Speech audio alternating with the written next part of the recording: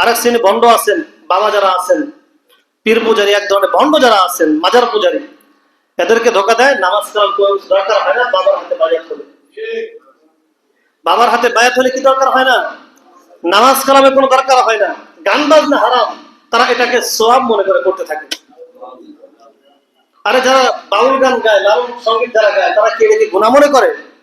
দেখবেন নবীদের আলোচনাও তারা করে।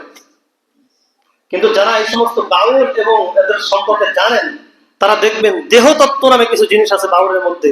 এটা এত নিকৃষ্ট ভাষা, এতটা খারাপ ভাষা, যেগুলো এখানে উচ্চারণ করা সম্ভব না।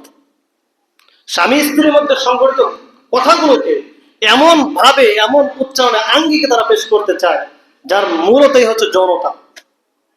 তাহলে এইভাবে গানের আকারে আকারে নবী রাসূল কোরআনও তেলাওয়াত করে।